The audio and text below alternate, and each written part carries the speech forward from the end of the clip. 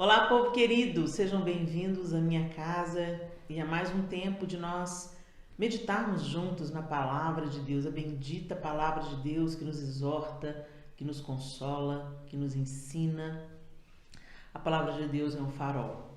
E a palavra de Deus, ao contrário do que algumas pessoas acreditam, ela não é de livre interpretação. A palavra de Deus tem um significado, um sentido, uma exegese, uma hermenêutica. Então, tem um jeito certo de interpretar, de acordo com todos os outros textos. Um texto está sempre conectado ao outro, tem um sentido histórico.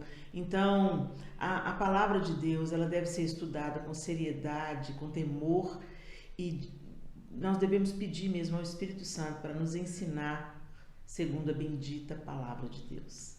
E hoje eu queria dividir com vocês um texto, um versículo que diz assim, ele está no Salmo 119 e é o verso 37. O texto diz assim: desvia os meus olhos das coisas inúteis, faze-me viver nos caminhos que traçaste. Que oração, né? Desvia os meus olhos das coisas inúteis, faze-me viver nos caminhos que traçaste. Segundo o dicionário, inútil é que não tem utilidade, supérfluo, improfícuo, que não vale o esforço ou a pena, infrutífero, vão, que não faz nada, desnecessário, parasita. Estas são aí as palavras e tem alguns sinônimos: dispensável, escusável, estéril, imprestável, improficiente, ineficaz, ineficiente, volto a repetir, infrutífero, inoperante, supérfluo, vão. E aí a gente volta no salmista e ele diz pra gente não, pra Deus: desvia de mim, desvia os meus olhos das coisas inúteis, das coisas infrutíferas, das coisas estéreis, das coisas que não valem nada, que não prestam para nada, que de nada se aproveita. E faze-me viver nos caminhos que traçaste. Por que o salmista faz essa oração? Porque os caminhos do Senhor são mais elevados que os nossos. Os caminhos do Senhor são perfeitos. Tem gente que tem um ditado, né? Um ditado popular que diz assim, que Deus escreve certo por linhas tortas. Na verdade, Deus escreve certos por caminhos certos. O caminho do Senhor é perfeito, a palavra do Senhor é poder. É isso que a própria palavra de Deus nos diz. E a palavra de Deus nos diz em vários aspectos, em várias situações, em várias ocasiões, a palavra de Deus retrata que os caminhos do Senhor são mais elevados que os nossos. Os caminhos do Senhor são perfeitos. Os caminhos do Senhor são bons. Então o salmista está fazendo aqui uma oração desafiadora. Desvia os meus olhos das coisas inúteis. E eu queria refletir com você sobre isso. O que de inútil tem tomado o nosso tempo, a nossa energia? Quanto tempo nós gastamos, nós contemplando? É interessante que o salmista fala assim, desvia os meus olhos. E nós nos tornamos, gente, semelhantes àquilo que contemplamos. Quando você olha para algo e você se delicia, você investe tempo, prestando atenção naquilo que te chama a atenção, né, que gasta o seu tempo, sua energia e atrai os seus olhos, nós vamos sendo formados por aquilo. Por isso que tantas vezes a nossa alma elege ídolos. Sem que a gente perceba, nós nos inclinamos e construímos ídolos sem que a gente perceba que são ídolos. Mas por que eles se tornam ídolos? Porque nos demoramos demasiadamente na contemplação daquilo que não é Deus. Daquilo que não é o Deus verdadeiro, de quem não é o Deus verdadeiro. Então nós elegemos ídolos, e ídolos não necessariamente são imagens feitas à semelhança de homens. como muitas vezes a palavra de Deus nos adverte sobre isso, que nós não deveríamos nos prostrar diante de nada que é feito semelhante aos homens nem quadrúpedes, que não é para a gente formar uma imagem e adorar como o povo de Israel fez lá no sopé do Sinai. Quando Moisés subiu para receber a lei, eles construíram um bezerro de ouro e ali adoraram aquele bezerro de ouro. E quando a gente vai contemplando as religiões pagãs, elas têm esse hábito. Recentemente nós estivemos na Jordânia, em janeiro desse ano, nós estivemos na Jordânia e ali nós conhecemos as ruínas de Petra. E ali o povo nabateu vivia ali em Petra, um povo pagão, um povo com hábitos de idolatria. E assim, qualquer bloco de pedra, para eles era um deus. Então, eles colocavam um bloco de pedra sem feições humanas, e às vezes faziam um traço e ali eles se prostravam e depositavam suas oferendas diante daquele bloco de pedra sem vida, como se ele tivesse o poder de fazer alguma coisa. E ali eles adoravam o seu Deus. E é esse tipo de idolatria que a palavra de Deus condena. O próprio Deus começa os 10 mandamentos falando: não terás outros deuses diante de mim. Somente ao teu Deus adorarás e prestarás culto. E quando Moisés desce com a lei, o povo está lá embaixo fazendo a festa para um ídolo que eles já tinham forjado em ouro. E é interessante isso, essa comparação dos ídolos com a inutilidade, né? A pedra. O que a pedra pode fazer em si mesmo? O que o ouro pode fazer por si mesmo? Absolutamente nada. É um metal precioso, ok. Mas ele não pode fazer nada se o homem não manipular, se o homem não vender, não comprar. Não é? A pedra também não. Ela vai fazer o quê? Nada. Mas, gente, coisas inúteis como pedra tomam o nosso coração. Como o ouro, o vil metal tomam o nosso coração, tomam a primazia do nosso coração. E às vezes coisas bem mais superficiais. Um ídolo, por exemplo, pode ser forjado através da nossa paixão por um time de futebol. Pode ser forjado pela paixão por um hobby. Pode ser forjado numa paixão exacerbada pelas coisas que possuímos, pela casa que moramos, pelo carro que dirigimos. Pode ser forjado numa paixão nos afetos humanos distorcidos, adoentados.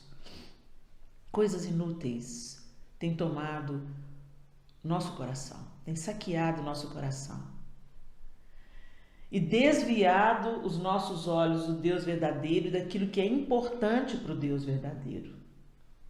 Um exemplo bem comum.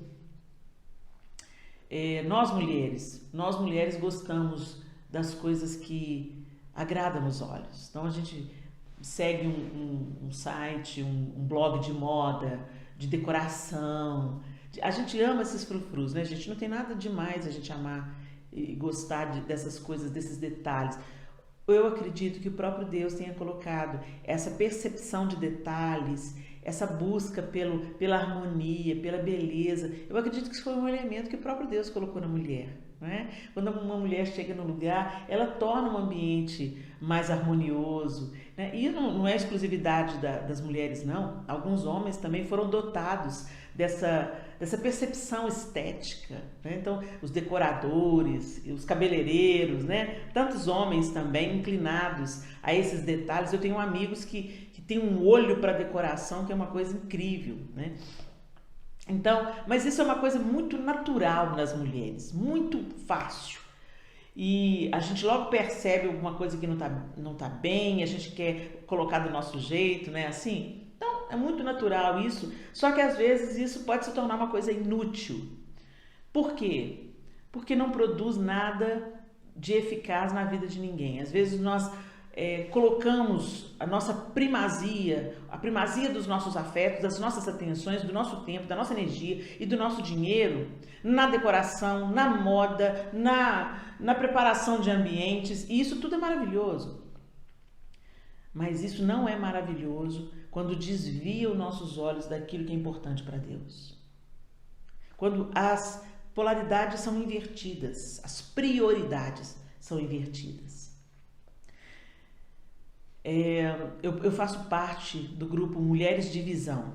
O Mulheres de Visão nasceu como um braço dentro da Visão Mundial, que é uma organização, é uma missão, né? A Missão Mundial é uma missão, nasceu do coração de um homem cristão, sério e comprometido, que entendeu que o ID de Jesus é não apenas para levar o Evangelho falado, mas para levar o Evangelho prático. O Evangelho que transforma, o Evangelho que acolhe, o Evangelho que socorre, o Evangelho que acaba com a injustiça ou minimiza os danos da injustiça social. Enfim, um ministério, um Evangelho que é falado, que é proclamado pela palavra e pela atitude. E o fundador da Visão Mundial foi inflamado com essa visão, e a Visão Mundial hoje no Brasil, ela funciona, ela é uma organização internacional, mas no Brasil hoje ela é totalmente focada na infância. Por que infância? Porque a infância é vulnerável, e quem defende a criança? Quando a criança está vulnerável, quando a criança é abusada, quando a criança é explorada sexualmente ou explorada na sua mão de obra, quando a criança é negligenciada, quando a criança é molestada sexualmente, quando a criança é abandonada. Ela não pode se manter sozinha, ela precisa de alguém que a defenda.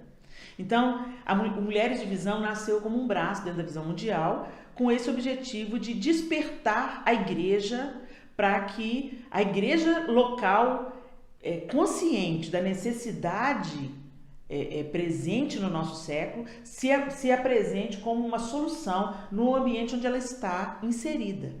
Então, as igrejas estão plantadas onde? Em bairros, em cidades, não é assim? Então, uma igreja, no bairro que ela está plantada, ela deve ser uma anunciadora do evangelho, mas ela também deve se envolver com as necessidades daquele bairro, com as necessidades das pessoas daquele bairro e atentar para a necessidade da criança, porque a criança é vulnerável, a criança não tem quem a defenda. Então, criando na igreja um ambiente seguro para crianças. E aí, uma série de programas é lançado para dar suporte para essas igrejas que desejam cuidar da infância, adotar crianças financeiramente, investir em projetos ou aplicar nas suas próprias dependências cursos, treinamento para profissionais que trabalham com crianças e tornar a própria igreja o lugar onde a criança vai poder encontrar abrigo, conselho, ensino e proteção. E, gente, é interessante, eu estou citando isso tudo como um exemplo, tá, gente? Estou contando isso tudo para você entender. Quando eu posto alguma coisa que chama atenção nas minhas redes sociais, que busca chamar a atenção das pessoas para a necessidade que muitos pequeninos estão passando, tem um nível de visualizações e curtidas. Mas se eu posto o look do dia, ou dou crédito para o maquiador que fez a minha maquiagem, meu cabelo, ou eu conto o esmalte que eu estou usando, ou eu posto uma viagem, muitas curtidas. E, de uma maneira pelo menos hipotética, a maioria das pessoas que me seguem estão ligadas ao cristianismo, são cristãs ou gostam de ouvir a mensagem do evangelho. E isso mostra o quão distraídos nós estamos, o quanto os nossos olhos estão desviados daquilo que é prioridade para o Senhor. O Senhor se importa com as crianças, o Senhor se importa com os vulneráveis, o Senhor se importa, e Ele disse: ide por todo mundo e pregai o evangelho a toda criatura, e toda criatura inclui as crianças. Mas quantas vezes nós estamos anestesiados pelas coisas que nos causam prazer, né? E a gente não gosta nem de ver muita coisa triste, não, ou muitos desafios sociais, não, porque isso incomoda a gente, então a gente quer tampar, a gente não quer ver, a gente quer negar.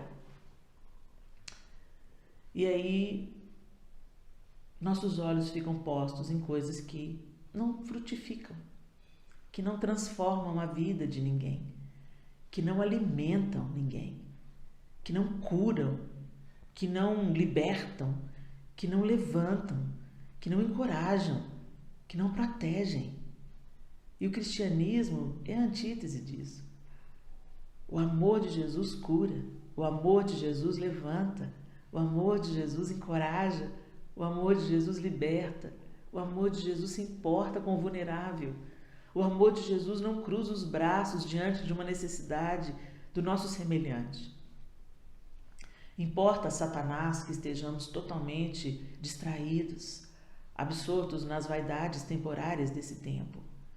Gente, existem coisas que não são pecado em si mesmas, sabe? Mas a palavra de Deus também diz assim, que estando na nossa mão fazer o bem, se nós não fazemos, nós pecamos. Então, entenda, pecar não é só adulterar, pecar não é só mentir, pecar não é só trapacear, isso tudo é pecado sim, não é só cobiçar, não é só se orgulhar, isso tudo é pecado. Mas quando está nas suas mãos fazer o bem, ajudar, abrigar, acolher, cuidar, levantar, se você não faz, você peca. Hoje eu estava refletindo com o João no café da manhã e a gente estava falando sobre como nós vivemos numa sociedade de valores invertidos. Por exemplo, o salário das pessoas que cuidam são os menores salários. Já parou para pensar nisso? Que a babá, a empregada doméstica, a enfermeira, o professor, são pessoas, a cozinheira, a faxineira, né? São pessoas que cuidam. Qual que é a profissão delas? Qual que é o ofício delas? Cuidar. Mais até do que o médico, por exemplo. O médico, ele é muito importante. Não estou querendo aqui desvalorizar. Misericórdia. Graças a Deus pelos médicos. Não estou querendo aqui desvalorizar de maneira nenhuma o trabalho médico. O médico é necessário, ele dá os diagnósticos, ele prescreve o tratamento, ele faz a intervenção cirúrgica que pode salvar uma vida, ele efetua o transplante. Mas você já parou para pensar no trabalho do enfermeiro, da enfermeira?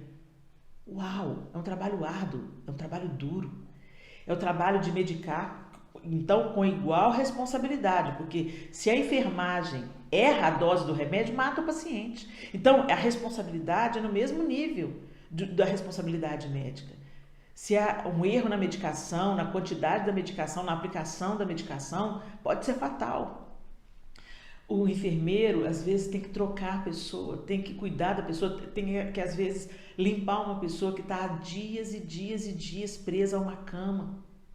Um trabalho árduo, um trabalho difícil, um trabalho sacrificial.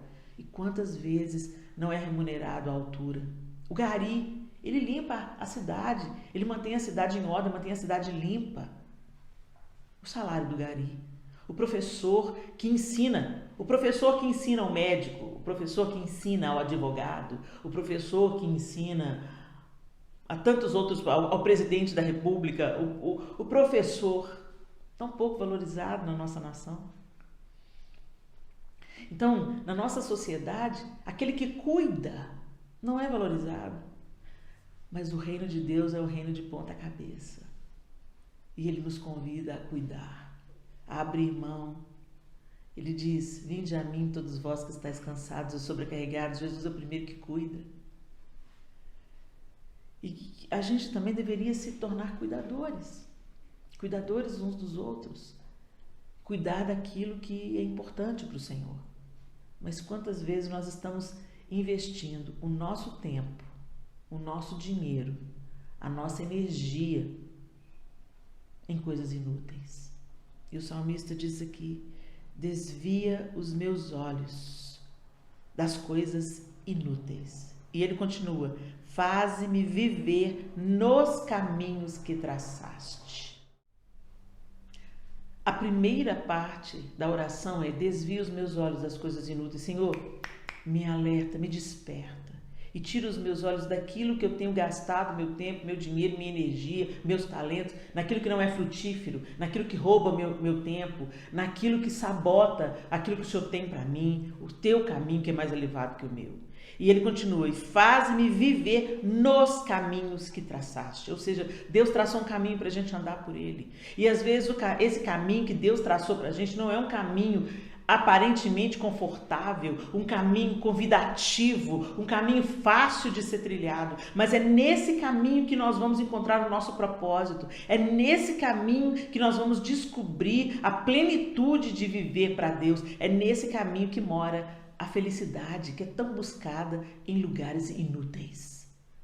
Quando a gente busca a nossa felicidade, a nossa realização nas coisas inúteis, ela dura um tempo. Ela tem um prazo de validade, mas quando nós estamos vivendo o plano de Deus para a gente, fazendo aquilo que agrada o coração de Deus, uau! Como a gente encontra propósito, como a gente encontra vida, como nós somos transformados pelo poder de Deus. Lá em Efésios capítulo 5, do verso 15 ao 17, o apóstolo Paulo exorta os efésios: tenham cuidado com a maneira como vocês vivem, que não seja como insensatos, mas como sábios, aproveitando ao máximo cada oportunidade, porque os dias são maus. Portanto, não sejam insensatos, mas procurem compreender qual é a vontade do Senhor. Olha que interessante. Em outra tradução, remindo os tempos, porque os dias são maus. Na NVI está falando, aproveitando ao máximo cada oportunidade, porque os dias são maus. Será que você tem sido solução ou problema? Será que a gente tem levado alívio ou peso? Será que nós estamos facilitando o caminho de gente que já sofre tanto? Ou estamos nos tornando pedra de tropeço para outros?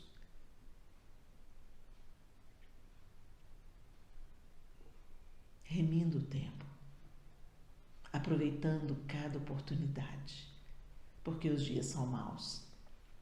Eu tracei um objetivo para mim nessa busca e tenho pedido ao Espírito Santo que me ajude, porque sem o Senhor, gente, a gente não vai muito longe, não.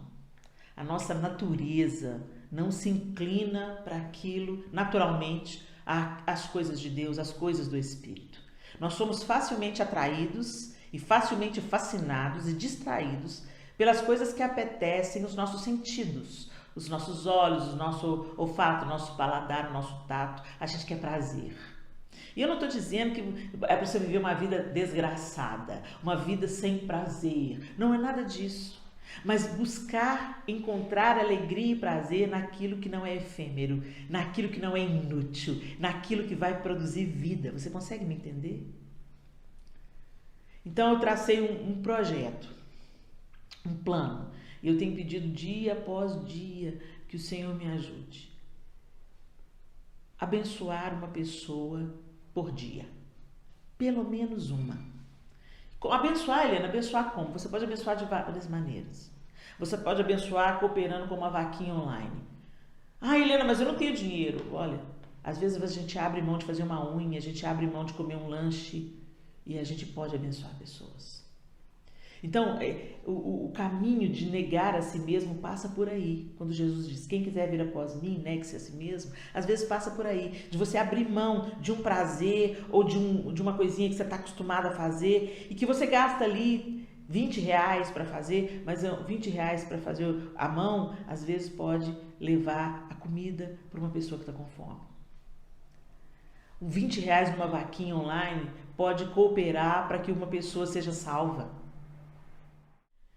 Você pode ajudar alguém financeiramente, mesmo que seja a oferta da viúva pobre. Deus não se impressiona com grandes coisas, mas com um coração realmente devotado a servir. Você pode ajudar enviando uma mensagem de encorajamento, enviando um versículo bíblico, orando, uma oração pelo áudio, por alguém que está enfermo, que você conhece, que às vezes está lutando com uma doença, e a doença às vezes vai minando a nossa força. Peço ao Senhor, o Senhor me guie nesse dia. Quem o Senhor quer que traga minha memória, Senhor. O que eu posso fazer? Quem eu posso servir no dia de hoje? Quem eu posso abençoar no dia de hoje? O que eu posso fazer para cooperar com o plano do Senhor na face da terra? Como igreja do Senhor, o que eu posso fazer de uma forma prática? Eu posso orar, eu posso enviar um texto bíblico, eu posso fazer uma ligação. Oi, minha linda, como é que você tá? Me deu saudade de você, queria orar com você. E você ora com a pessoa ali, ó. Você tem alguma necessidade específica para hoje? Você pode fazer uma visita para alguém que está enfermo. Ah, Helena, mas nós estamos na pandemia. Hoje nós temos recursos, nós temos as máscaras, nós temos também aquelas máscaras de acetato. Você pode ir, não precisa se demorar, mas vai, leva uma flor, leva uma fruta de presente. Ali você fica meia hora, guarda o distanciamento para não colocar ninguém em risco, mas vai ali, visita, faça a diferença na vida de alguém, gente. Se envolva com um projeto social sério, relevante, que tem transformado vida de crianças, vida de adultos. Pessoas que lidam com dependência química, tantos projetos voluntários que surgiram e que precisam das pessoas adotarem, abençoarem, investirem, fazerem doações de alimentos. Compartilhe o que você tem.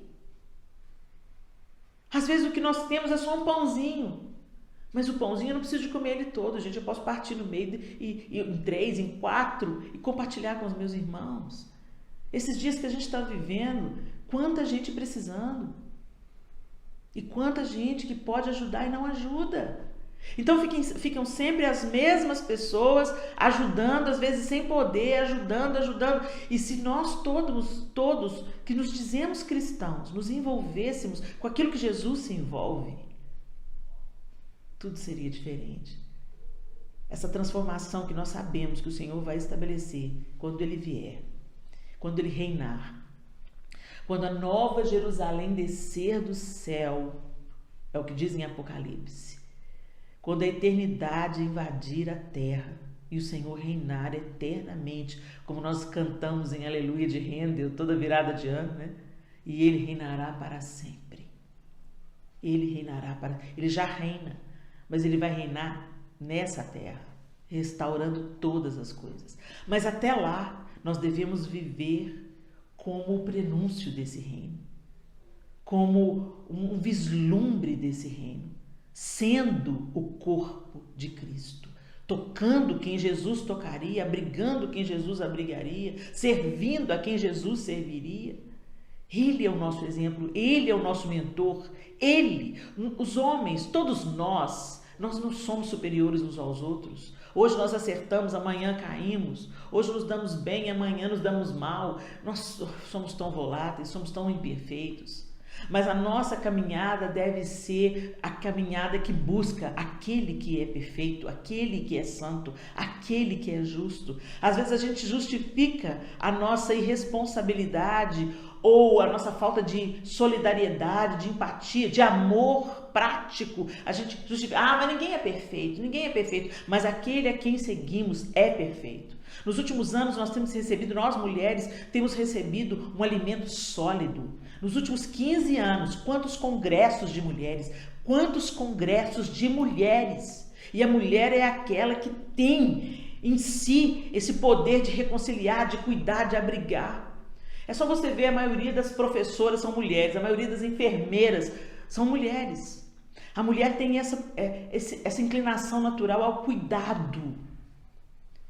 E quantas vezes nós estamos sendo distraídas pelas coisas inúteis, conversinhas, julgamentos, maledicências, diz que me disse, mulheres destruindo mulheres querendo derrubar mulheres. Falsidades, fofoquinhas, invejas, disputas, comparações. Quanto desperdício, meu Deus! Tanto potencial de bênção, de ser uma mulher virtuosa, de ser uma mulher que cuida, de ser uma mulher como aquela de Provérbios 31, que dá cintas aos mercadores, que se reclina sobre o seu trabalho, que provê a sua casa, que acolhe o necessitado, que ampara o necessitado e o desamparado. Quanto potencial nós temos simplesmente na nossa feminilidade, de ensinar a próxima geração a ser também generosa, solidária, engajada com a causa do outro, e não egoístas, mesquinhos, avarentos. Senhor, ajuda-nos, Senhor. que tudo aquilo que nós temos recebido de ensino, tantos congressos, tantos livros, tanta literatura dirigida a nós mulheres, tanto trabalho sério dirigido, cultos, aulas, cursos, quanto material produzido para tirar da mulher o seu melhor, para ela retomar a sua posição, a posição que ela foi criada para ocupar, auxiliadora, idônea. Uma mulher que é apta, que é capaz, que é competente, que transforma, que muda o ambiente onde ela está. Nós temos sido empoderadas, vamos usar essa palavra. Ai, Helena, eu não gosto dessa palavra empoderada. Gente, empoderada, segundo o dicionário, o empoderamento é tirar uma pessoa que está à margem e dar a ela voz, oportunidade. E quanto empoderamento nós recebemos nesses últimos 15 anos. Quantas coisas as mulheres hoje podem falar, podem denunciar, podem se expressar. Quantas carreiras elas podem se ingressar. Quanto poder de transformação, mas quanto desperdício. Porque temos direcionado toda essa nossa força para coisas inúteis. Ou a gente tem um grande potencial para rebelião, para desrespeitar, para transgredir, para invadir, para ofender. Esse não é o propósito de Deus para nós. O convite do Senhor é que nós sejamos semelhantes a Ele, homens e mulheres. Que tenhamos o nosso coração inclinado para as coisas que o Senhor se inclina.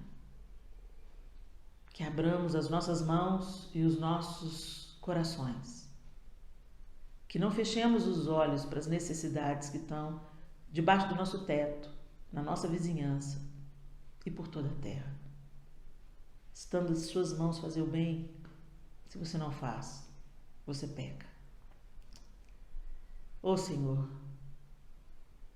desvia os nossos olhos das coisas inúteis, Pai. Nós queremos fazer a oração que o salmista fez. Nos perdoa. Quanto tempo investido em ofender, desmerecer,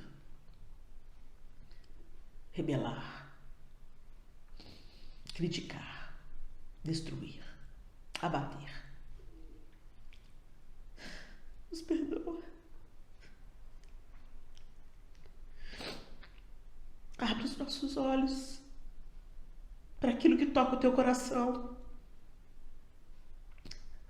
Nós fazemos essa oração, Senhor, do salmista. Desvia os nossos olhos das coisas inúteis e nos faz viver nos caminhos que o Senhor traçou.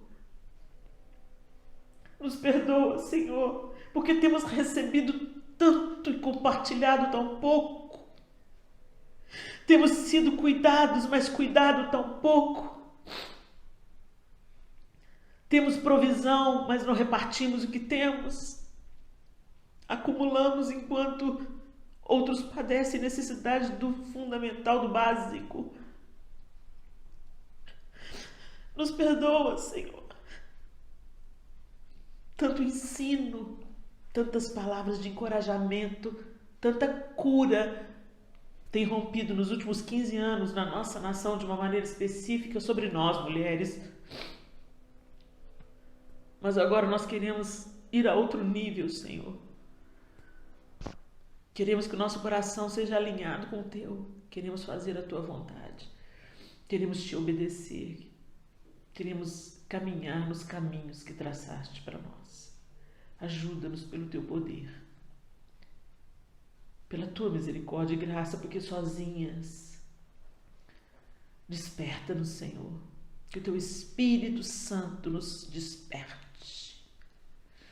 Eu oro por cada uma das minhas irmãs e eu peço sobre elas, Senhor. Levanta essa mulher que o Senhor criou ela para ser. Que a gente não espere como parasitas que os outros façam o que nós devemos fazer. Senhor, destrói essa mentalidade que foi semeada na nossa nação de receber tudo de graça, sem dar nada. sem semear nada. O Senhor semeou o seu melhor. O Senhor deu Jesus. Que eu e as minhas irmãs estejamos dispostas também a derramar nossa vida, como Jesus derramou. A investir naquilo que o Senhor quer que a gente invista. A cuidar daqueles que o Senhor quer que a gente cuide. A discernir a tua vontade e o teu propósito. Usa o dom, o talento, a habilidade, a vocação, para que elas sejam ministras do Senhor, como médicas, como dentistas, como auxiliares de escritório, como faxineiras, como babás, como funcionárias do lar, como mães, como esposas. Levanta essas mulheres, Senhor, como ministras no mercado, como ministras neste século. Mulheres que usam tudo que têm, que são e que receberam, para servir aos teus propósitos. Desvia os nossos olhos das coisas inúteis, Senhor, e nos faz caminhar pelos caminhos que traçaste. Em nome de Jesus. Amém e amém. Deus abençoe vocês.